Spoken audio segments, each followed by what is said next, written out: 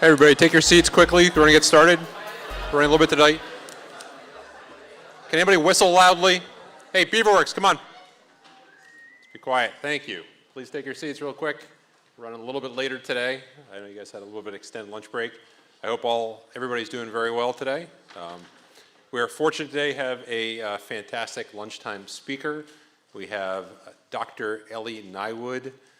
Ellie is a senior leader in the U.S. Air Force, where he is both the Director of Analysis and the Director of the Integrated Capabilities Office. In those roles, Ellie plays really a big role within the Air Force and sort of shaping what the future of the Air Force looks like. He came to the Air Force post senior leader roles at MITRE and also at Lincoln Laboratory at one point in the past. Ellie has agreed to take a few questions interleave throughout his talk, so we'll pause at some points and ask for some questions from him there as well. And I think we're very fortunate to have him today. I think Bob Shin was going to say a couple quick things in introducing Ellie. So what is BWSI? All right. If you had $1 million to spend, what would you do? Don't tell me. But not on yourself, but for the community. So think about that question. But $1 million is not a lot of money nowadays, right? So let's just ant it up a little bit. $10 million, too small. $100 million, big number? Not big enough. $1 billion with the 9 zeros, not big enough. $100 billion, that's a lot of money, right? But someone has to make decisions and how this money gets spent. And Ellie Niewood is in a position to make recommendations for how this kind of money gets spent on behalf of for all of us. Some of you, many of you, maybe all of you will be in that position in the future. But out of all the people I know, Ellie Niewood is the one that I have the most confidence that he will make the right decision for us. So listen to his talk, and you can try to become like him in the future. With that, Ellie? Thanks a lot, Bob and Scott. I really appreciate it. And good afternoon, everybody. I will say it is important to keep in mind that when your job at work is to be dealing with numbers, as Bob says, that are hundreds of billions of dollars. When you get home and you're working on your, personal family budget, you do need to take a step back and recalibrate what a lot of money is, because obviously for us at home, it's a very different amounts that we worry about. So I'm really excited to be here. I get to give a lot of talks over the course of a year, and I would say this forum is the one I enjoy the most. It's great to be here, in part because of the questions and the comments and all the interaction with all of you. I learn something new every time I give this talk. So it's really exciting for me to be here, and thank you for joining and spending the time. The first time that Bob asked me to come give a talk at BWSI, I really, spent a lot of time thinking, like, what was that technical topic I was going to give a talk around? And I reached a point in my career where I don't do that much technical work myself, and the technical work I'm involved in, some of it can't talk about for security reasons, some of it can't talk about for proprietary reasons, some of it too abstract to really cover in a talk like this. And so I came with this idea that I am, by training, I'll talk about this a little bit more, a systems analyst. I analyze problems. I now help lead analysis for the whole Department of the Air Force, as Scott mentioned, for both the U.S. Air Force and the U.S. Space Force. And so I thought I would give a talk essentially analyzing my career and taking lessons learned from it, in the hopes that some of those lessons may be useful to you now, at this stage of your careers. Maybe some of them may not be quite as relevant now, but may be relevant in the future. And so that is what I hope to do today. So let me go ahead and share this. Can folks see the chart? So I'd like to talk today about my, I'll say, top 10 career lessons. And the first one I'll start with, see if I can advance this. How would you like to work on chaos? So when I was probably the same age as many of you, I was a rising senior in high school. I went to a program for the summer out at the University of Southern California. It was an engineering program, come for 8 weeks, do research. There were probably 15 other students the same age as me doing different projects. The first day that I got there, they had a reception for the students to meet the faculty and the graduate students that we would be working with. And I didn't know who I would be working with. I didn't know what my project was going to be. And I'm standing there at that reception, and someone clearly, by their age, a professor starts to walk up to me. They had hair going in every direction. It was a reception, there was food. This man had, food sort of around his mouth. His clothes were, somewhat disheveled, as I remember, his shirt sort of half tucked in. And he comes up to me and he says, Ellie, how would you like to work on chaos? And he was so excited about the work that he was doing. He was so enthusiastic about it. I didn't really know what it meant to work on chaos. I mean, I knew what the word chaos meant, taken literally. I didn't know its technical meanings or what that meant from a mathematics perspective. But he was so excited about it that I, of course, said I would love to. And I worked with him and one of his graduate students for the summer. It was really interesting. I absorbed a lot of his enthusiasm for that work. And so I think one of the things I learned from that is that it's important to work on something that you are excited about, that you enjoy. I often tell people who work for me that I want them to love to come to work in the morning and I want them to love to go home at night.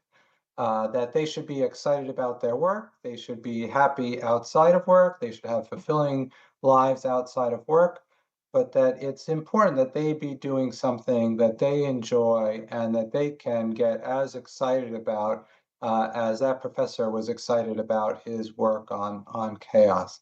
And I'll say I've seen both sides of this. I used to say probably in past versions when I gave this talk, I would say that I knew a lot of lawyers who, had secure careers. They made good money, but they were never excited about that work. Now, I have to change that a little bit because my daughter married a tax lawyer who loves his work. He is really excited about tax things. So it doesn't go with the job. Different people find different things that they are excited about. But I think that it's important that all of you, as you are thinking about what kind of things to get involved in over the summer, where to go to college, what to major on in college, to find things that excite you and that you that would make you want to wake up and go spend 8, 9, 10 hours a day working on that topic. You may not know what that is today. I mean, I think part of the experience you are going through now, part of what you'll see, if you go to college, when you get there is you get a chance to see and try different things. But as you do that, really think about what is it that you enjoy doing. When I showed up at MIT, I went to MIT as an undergraduate and graduate. I thought that I was really interested in philosophy. I signed up for a philosophy class, and every day when I would get to that class, I would quickly fall asleep because the materials bored me so much. And that was just me. Some of you may really enjoy philosophy, and there may be really exciting aspects to it, but I realized that was not something I wanted to spend a lot of time on. So that's the first of those lessons. I'll go on to the second one. That was shocking. So I mentioned I went to this program at the University of Southern California for the summer. At the time, I grew up in New Jersey, right outside New York City. Hadn't done a lot of traveling other than maybe sort of up and down the East Coast. Hadn't been to California before then. I don't know if you can see the yarmulke that I'm wearing, but I'm an Orthodox Jew, and so I keep kosher, have since since I was born, so certainly while I was in high school. And so eating can be challenging for me, when I go somewhere, finding food that is kosher. So my parents packed me up to go to this program in Southern California, and we start to try to figure out, what is it that I'm going to do about food. And so, this was before, I think before we even had microwaves in our house, certainly before they were small things you could put around. They put a toaster oven in a box, pack it up, wrap it up carefully, and put it in the bottom of the plane as luggage. I fly to California. I get there the first evening. I unpack the toaster oven to go to cook the frozen food that, in this case, I brought with me that later during the summer I was going to get at a store nearby. And the toaster oven doesn't work. And, I have to say, I was pretty, nervous about this whole experience. I didn't know the other kids that were in the program. As I said, I'm far from my family for the first time. And I can't cook my dinner. I don't know what I'm going to eat. I'm practically in tears. So the RA, who was, again, was a graduate student, I think, maybe an undergraduate who was helping us. I went to talk to him. He said, "Okay, let's take a look." This is again in a time when electronics was simpler. He brings along his pocket knife. He carefully unplugs the toaster oven. He unscrews the side of it. And he said, "Oh, there's this wire that's loose here. You just have to get this wire, wrapped around this post, close the toaster oven back up, and it should work fine." He leaves me his pocket knife with a screwdriver on it and says, "Just bring this back to me when you've got it working again." So he says, "But be careful when you open it up, make sure it's unplugged, and then when you close it back up and go to try it, you can plug it back in." So I'm careful, like he says. I make sure it's still unplugged. I go to wrap the wire around the post. I close it back up. I turn it on, or I go to turn on, and it still doesn't work. And I repeat that 3 or 4 times. And I think what's happening is the wire is not that secure on the post. Every time I close it up, I'm basically, the way it's constructed, I'm shaking that wire loose again. And so I do this again. I'm careful to unplug it. I plug it back in. I try it. It doesn't work over and over. And finally, one time, I forget to unplug it before I open it back up. I go to put the wire back on the post. And of course, I'm sure you all realize this, very quickly, I feel a shock traveling up my arm because the wire was live and goes right through the pocket knife. And, was just a little stunned by it, mentally, wasn't hurt or anything like that. And so now I'm like, oh, I can't even do this. I close it back up, uh, and I figure, what the hell, I'll try it. I push the button for the toaster down, and lo and behold, it works. What happened? I'm pretty sure what happened is the same thing that shocked me, essentially soldered the wire to the post so that it stuck even as I closed it up. And I went and used the toaster oven for the rest of the summer, had a great time at the program, learned a huge amount. I actually used that project as the basis for what at the time was the Westinghouse Talent Search, was a finalist in that talent search. It all worked out great. The lesson that I took from this, and one that I've continued to apply, throughout my career, is that when you have a choice about different things that you can do, pick the thing that is scary to you. Do what will stretch you. Do the thing that you don't know if you're actually going to be able to do that. I'll give 2 other examples. One Bob very familiar with. So I was the person when I was an undergraduate at MIT, we had a junior project every year that we had to do. Junior project was to build something. And the first week or 2 of that junior project class, you spend in the machine shop learning how to use the machine tools. And after a week or 2, the people who ran the machine shop came up to me and they said, "Ellie, whatever you want done in the shop, you don't have to do it yourself. We will do it for you." Why were they being so nice to me? Because they didn't have a huge amount of money. They didn't want me breaking those tools, and they knew I was never going to be able to use them successfully. Get to Lincoln Laboratory. There's different jobs that I can do, and I'm looking for something different to do at the lab. I took on running the engineering division at the lab, which is where, we owned all the machine shops and the clean room, the division that Scott, worked in for quite some time as well. I didn't know how to do that work. I couldn't do much of that work myself. It was really scary to me to lead people who were doing things that I did not myself know how to do. It was an incredible experience. Probably one of the most fulfilling things I've done in my career is leading that division and changing the way that they did their work. The last example I'll give is taking on the role I'm in now. So my wife and I lived in the Boston area. I probably lived there, from when I started school, almost 40 years. I worked at Lincoln for a long time. I worked at MITRE. And this opportunity came up to join the government, give up, some decent portion of the salary I was making at MITRE, pick up and move our household, after 30 years in our house and having a community where we lived. We moved down here to the DC area. I'm actually at home now in Potomac, Maryland. It was scary even at this point in my career. I am so glad that I did it. I have learned so much working for the Department of the Air Force. I've been able to influence things that, as Bob said, bigger than, I ever could have in the past.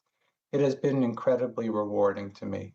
And so I think as you face those sort of forks in your career or opportunities to do something different, really think about what is it that would make you nervous? What is it that scares you?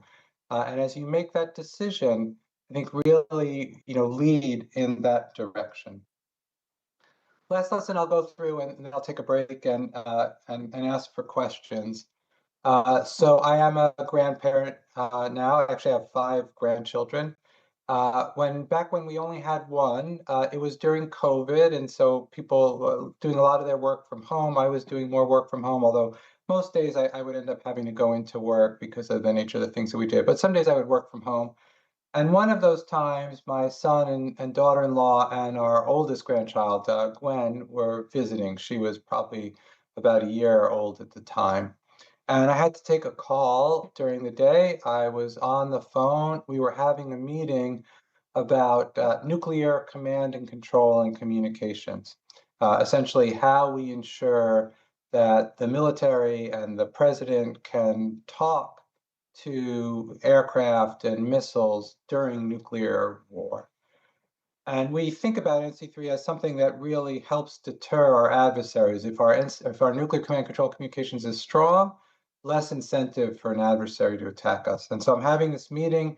My wife is playing with our granddaughter in the room next door, and Gwen, I think really crawls into the room where I'm having the meeting, and wants to engage with me, and I can't, and she starts to get upset.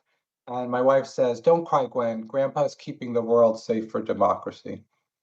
I don't think I was saving the world at the time, right? We don't do that in one meeting. But reality is, I was working on something that is important to the world as a whole, and I was contributing in some very small way to helping make the world a little bit safer.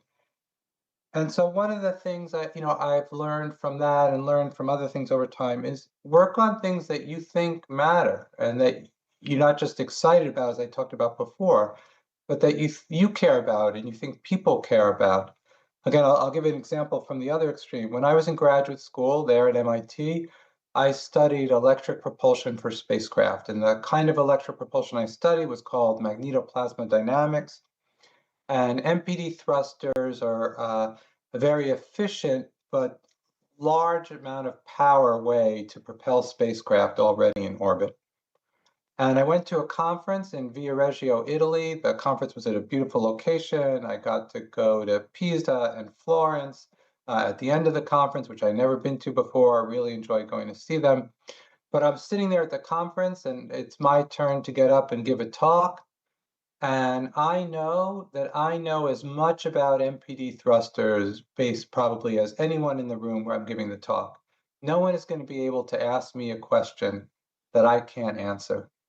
But I also look around the room and I realized no one outside of the maybe 15 people in this room care about MPD thrusters. It's not going to make a difference to anything. And I realized I wanted to do something that was more impactful and more important than that.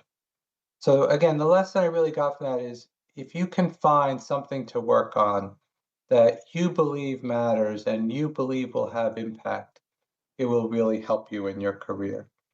So I have a couple more lessons I'd like to go through, but before I do that, maybe let me pause there. If there are questions online or in the audience, happy to take a question or two before I go on. We got one question over here, Ellie. Hold on 1 second. Hello, so thank you for sharing your story. I was wondering, just going back to your mentioning of your undergraduate experience at MIT, you talked about how you were trying out philosophy and then you found it to be quite boring. So my question is, how are you able to differentiate things that take time for you to start liking versus the things that you will just are certain that you will hate? Yeah. Yeah, no, great question. What I sort of felt about philosophy was if I couldn't even stay awake to learn enough, I was never going to get to the point where I'd learn more about it.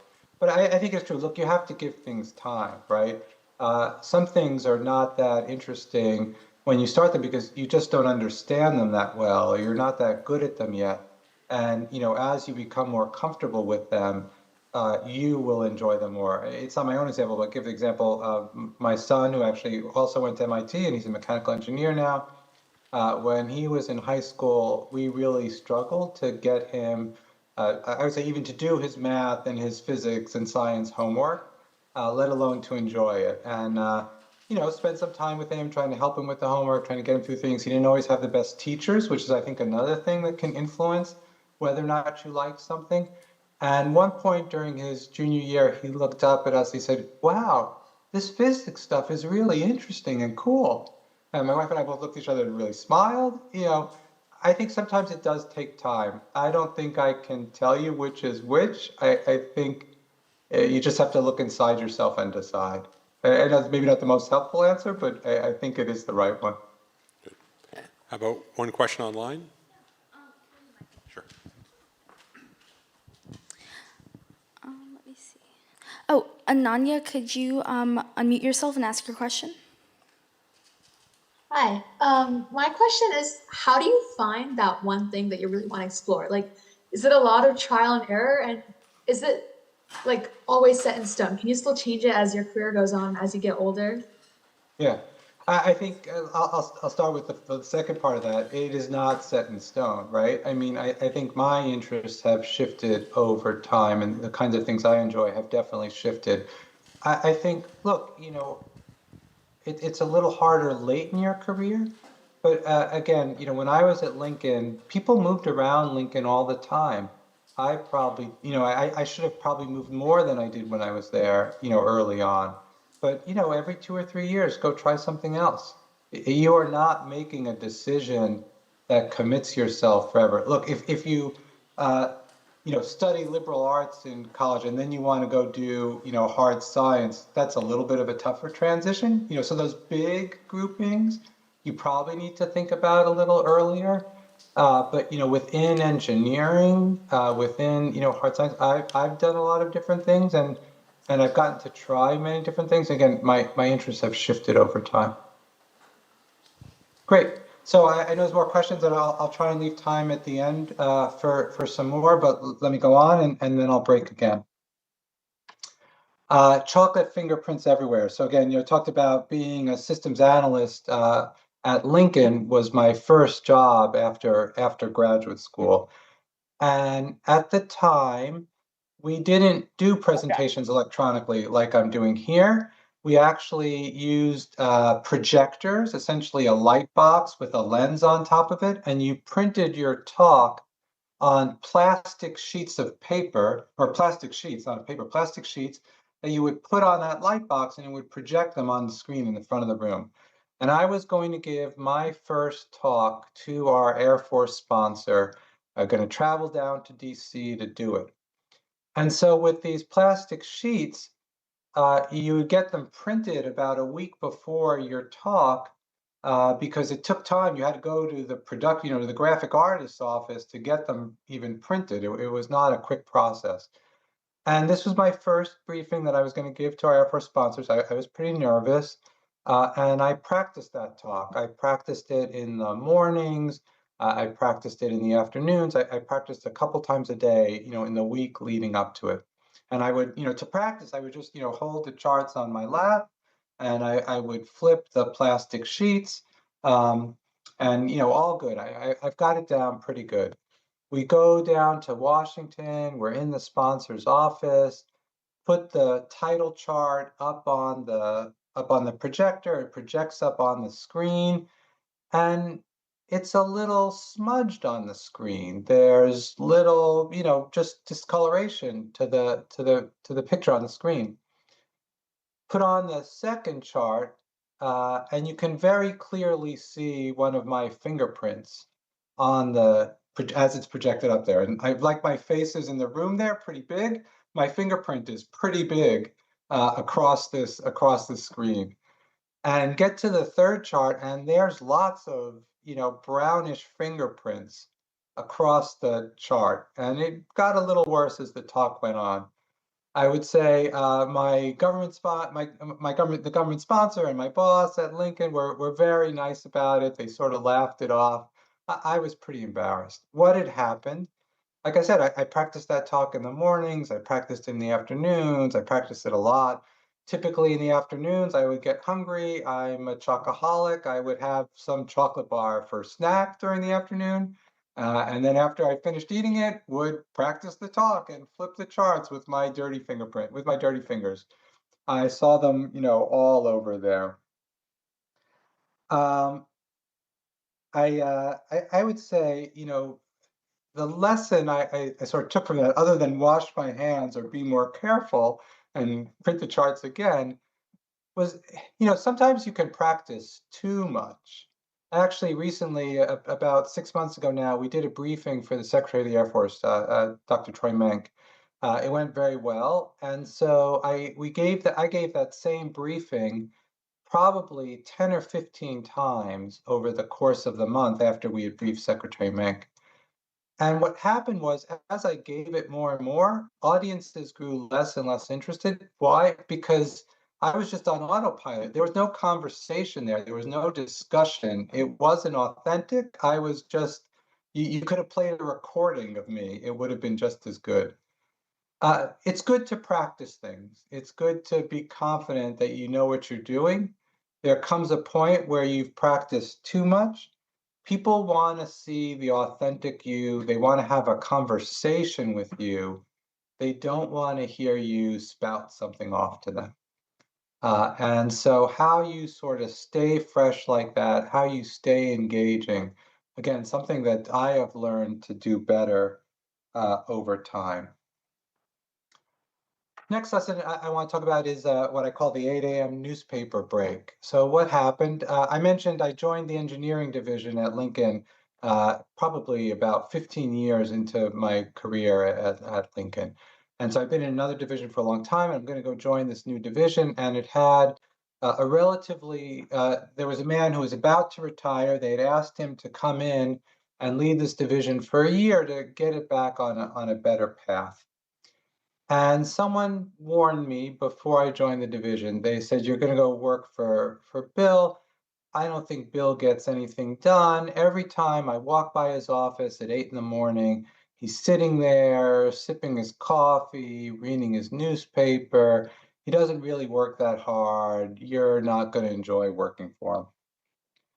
And so I get there, and no, I actually like working for him, but he does take this break at the morning. Well, one day, for various reasons, I was traveling. I had to get into Lincoln at 6 a.m. actually to pick up a package of classified material, bring it to the airport, and go with me on travel to DC. I get there at 6 a.m., and Bill is in his office working hard. So what happens? Man shows up at work every day, 6 in the morning or before. He works for a couple hours. He takes a break for 15 minutes before he goes back to work. So this person who had told me this had just, judged him on the surface, hadn't given him a chance, and had written him off. he turned out to be, one of the best bosses I ever worked for. The way One of the things I really learned from him is, as I mentioned, Bill took this division over. It had been under one leader for a long time, wasn't doing that well. He empowered the people under him. He had their backs, but he gave them freedom. He didn't micromanage them. People really blossomed under him and showed they could do things that no one at Lincoln realized they could do because they'd been held back by this other division head for so long. And so, again, I think taking the time to really know people, understand what they do well, see what their strengths are, enable those strengths, I think so important. You all may not be leaders, although you may lead small groups, early in your college careers. Maybe you're doing that at BeaverWorks today. Taking the time to know your people, to see them, I think critically important. And I would say my management style today is a mix of all the great leaders I have worked for, Bob among them. And I've taken, I think, great things from each of them. I took a lot from Bill and that I learned from him as I was there. I think you need to go home now. So, as I mentioned, I'm an Orthodox Jew. Beyond keeping kosher, it also means that I observe the Sabbath. Really, as Sabbath starts Friday at sundown and goes till Saturday night at sundown loosely. So I would have to leave work, early enough on Fridays to be home before sundown happened. And in Boston in the winter, I know many of you there in the summer, it's different. Boston in the winter, sundown can be around 4 a.m. or Sabbath could start as early, 4 p.m., as early as 4 p.m. And so I had to leave work, typically like 2:33 sometimes because of traffic and other things. So one day I'm working on a project. It's a really important project. We actually got a bunch of paper plots. We had to scan these paper plots, digitize them. We needed to do this quickly. And I was the one who figured out how to do it. And I'm sitting there, wholly intent on trying to get this done quickly and being careful about how we trace them and do the digitization and do the conversion. And my boss at the time comes up to me and he puts his hand on my shoulder and he says, Ellie, I think you need to go home now. And I look at him like, what are you talking about? I'm doing work for you. I'm doing good work. Did I do something wrong? And he points, his hand at his wrist, at his watch, taps on his watch, and he says, Sabbath is coming. I have to say, this boss was someone I don't think he, not a religious person, and I don't think he thought my being religious was a good thing. But he knew that it mattered to me. I had made clear what my principles were, what mattered to me, what I cared about, what my boundaries were. And because he was respectful of those in even about things that he didn't care about or think mattered. And, it doesn't have to be religion. It can be a lot of different things. I think it's important that you have principles, that you have things that are boundaries for you, that you are steadfast to them so that you don't say they matter to you, but that you show they matter to you, and that there are boundaries that you will not cross. When I myself became a leader at Lincoln, actually happened to be one of my co-leads was, again, just by chance, another Orthodox Jew, and we had a relatively new staff member in our group. And he came to us one day and he said, Hey, I just want to let you know, I'm a Seventh-day Adventist and I observe the Sabbath, from Friday afternoon to Saturday night. And so I need to leave early on Fridays. Is that okay? And I actually felt terrible because like he was nervous about asking me this because we hadn't made clear, hey, this matters. You can, you can ask these kinds of things. I guess I don't know if Seventh-day Adventists start their Sabbath earlier than Orthodox Jews, so he left a little earlier than we do, or maybe just had a longer commute. So he had, he didn't see me leaving every day, early on Fridays, and so didn't know it was okay for him to do that. And so I realized I need to make clear to other people that that was okay for them as well. So again, let me pause there for a question or two, and then I'll finish up with the last couple lessons. Hold on. Let me get the mic working. Okay. Good afternoon, sir. Firstly, I want to say thank you so much. Your talk has been great and very interesting so far. With that being said, I wanted to kind of touch on some of the lessons that you gave closer to the beginning of the talk. Namely, I want to ask a question about your second and third lessons, I think, combined, mostly the importance of working on something that's like, that is, will provide growth to you and something that also matters to the community. I just want to Yeah. ask, under that sort of umbrella, how you know how much energy to put towards a project that may be like very scary, primarily because there's a high probability of failure associated with it. But if it succeeds, it can be very impactful to the community. So how you manage your energy in that respect, and how you know when to go forward, when to abandon a project. Yeah, you know, I always like, the questions you all ask are very hard. There is no, like, I can't tell you, well, 1 month in, judge if it could be 50% successful, and if not, leave it. It's not so cut and dry.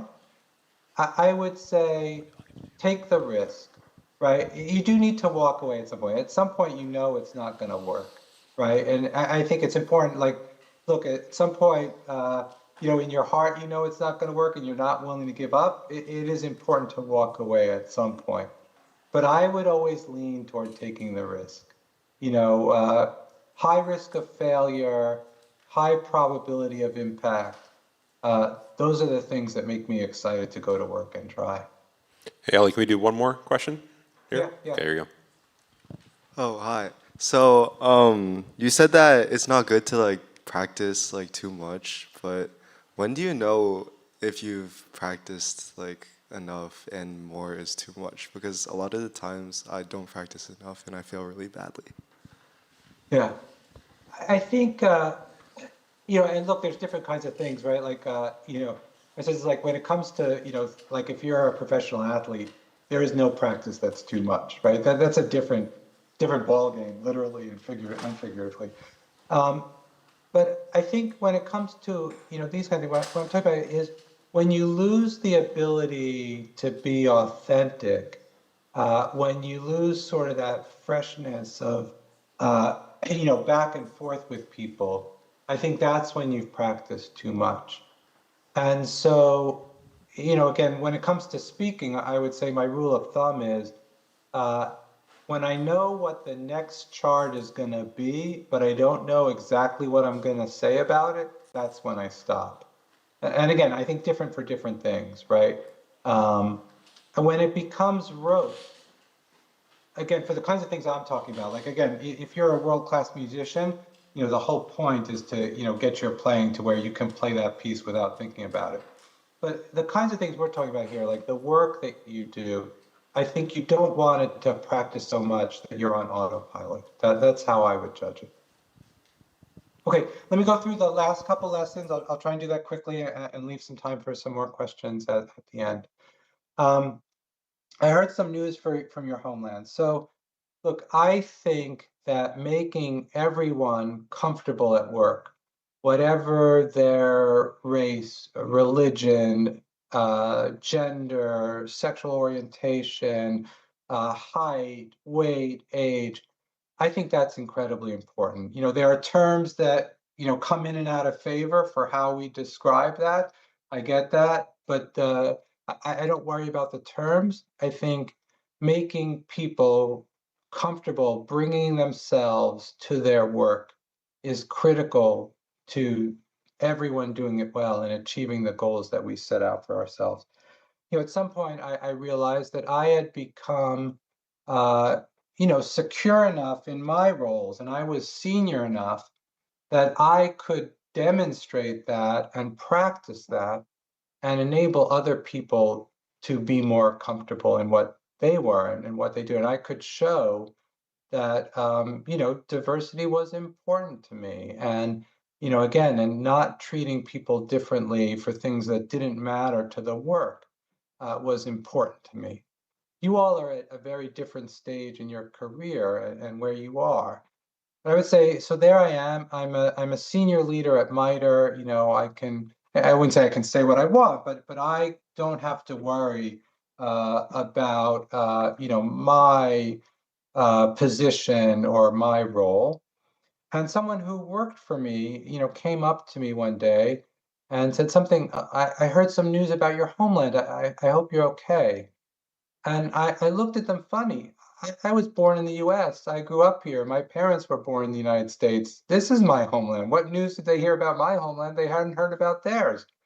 And I realized they were talking about something that they had seen in the news about Israel. They just assumed because I was Jewish, you know, I was from Israel, and that's what mattered to me. And it made me uncomfortable. It made me feel a little bit excluded and not welcome, even given how senior I was. And so the lesson I'd like to sort of give all of you is you can make school, the workplace, all the environments you're in, you can make them more or less comfortable for the people around you. And so whatever you can do to make others comfortable, don't think that just because you're just in high school or you're just starting out, you can't have some impact there. You can, and do what you can to make that better for everyone. Helping others help others. So Bob and Scott are both very familiar with, you know, the example I'll give. When I joined Lincoln, every year we put on a conference called the Air Vehicle Survivability Workshop. And, you know, it was a sign that you were doing good work if you got to give a talk at that conference. One year I got to give 3 talks, mostly because someone was sick, so I gave their talk for them. It wasn't because of my work, but whatever. I was so proud of myself. And then about 5, 6 years later, I didn't give any talks there, but I helped come up with topics for talks, and I helped people prepare their talks and help get them ready and help mentor them. And that was a great experience, you know, watching the people I had helped give talks there.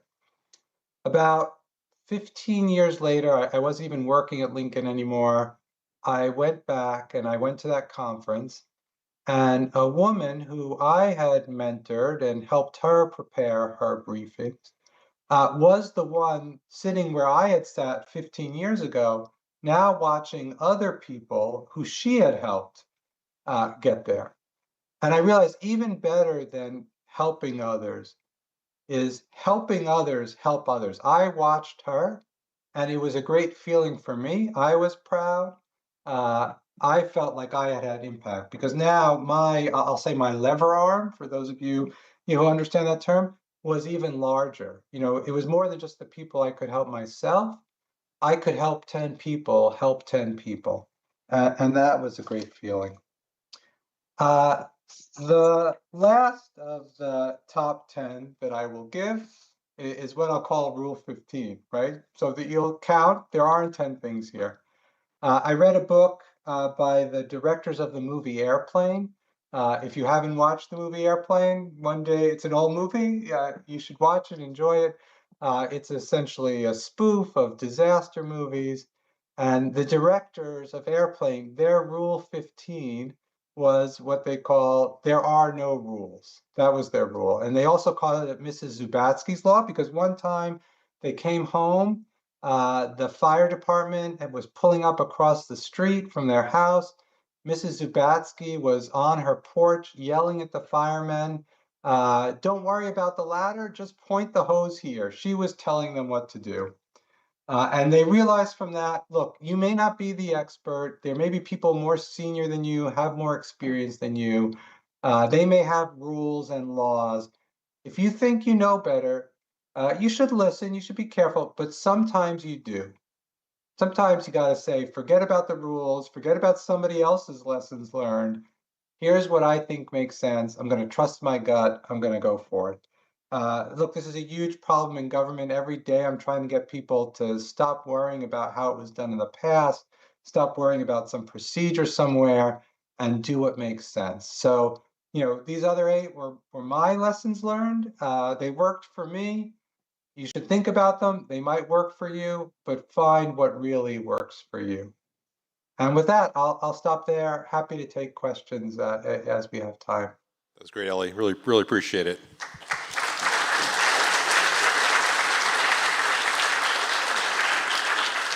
So I think we're going to start with an online question. Sure. Okay, so one question that a couple different students were asking is what to do if your boundaries aren't being respected by your boss or your peers or your coworkers. So if you can answer that one, that would be great.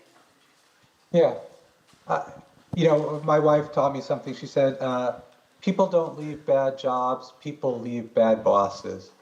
If you has a boss that doesn't, respect those boundaries, find a different job. I say engage once, try to make sure they know what those boundaries are. I wouldn't give up right away, but at the end of the day, it is hard to manage up and change your supervisor. And the same thing, if you're in a culture or an environment where people don't respect those things, again, I wouldn't give up right away, but recognize it is going to be very hard for you to change that culture. And you don't want to become like those people. And so I think I take my time about it. I wouldn't quit on the spot. I'd find something else first, but I would move on and do something else. Awesome, thanks. Is there a question in the room, or should we go back online? Check real quick. Another question online? All right, Anissa, could you unmute and ask your question, please? Yeah, sure.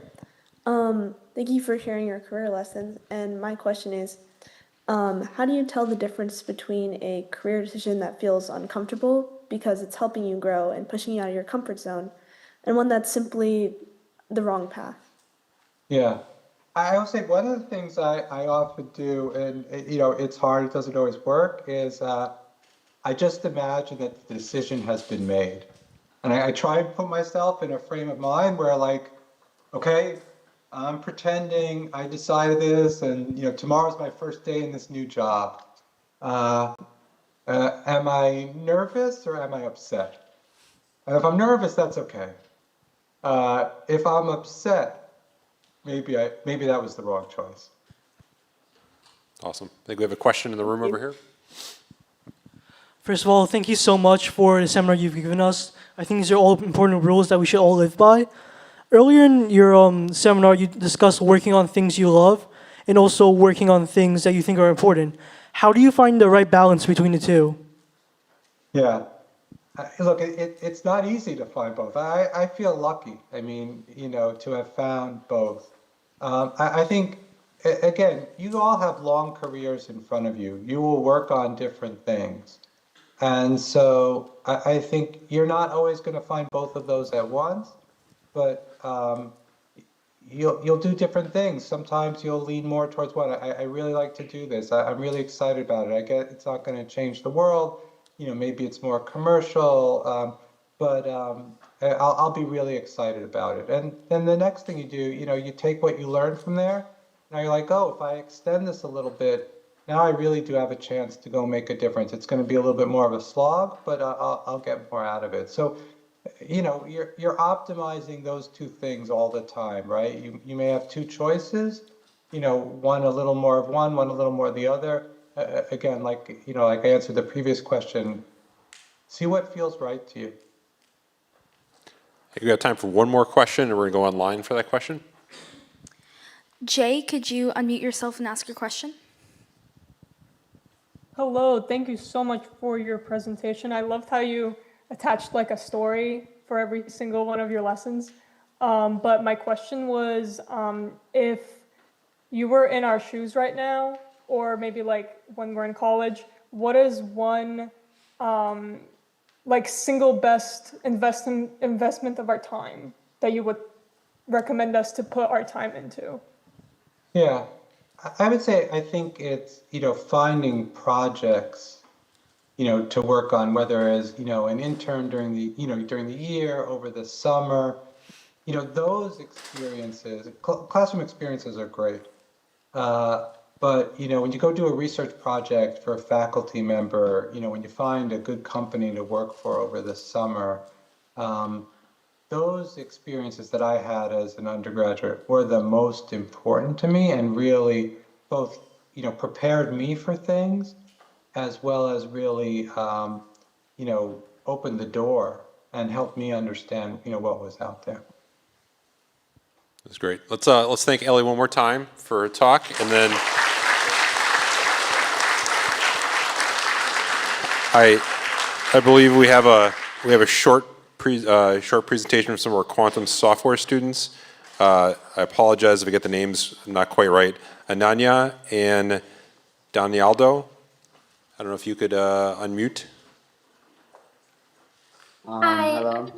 Oh, sorry. You can go first. You go first, and then yeah, you can go. Oh, okay.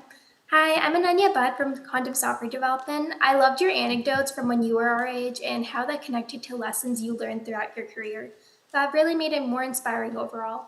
Your stories about your program in California certainly were unique, and the long-term connections were great. I also really liked the Gwen story because it was pretty funny. This was great advice, so we would like you to present you with this BWSI t-shirt as a thank you. Thank you. My name is Daniel, and I'm also part of the quantum software course. My favorite part of your presentation was just talking about finding like the right career and what field you want to go into. I personally, am not, I wouldn't say struggling, but there's a lot of options within the STEM field, and I like just like dabbling in a bunch of other like things like engineering and like software development and stuff like that. So yeah, it just felt like good to hear someone else, emphasizing finding like the right field that has like a good impact and just something that you love. Because I just want to find a job that I'd be happy doing every single day. But yeah, I would love to present you this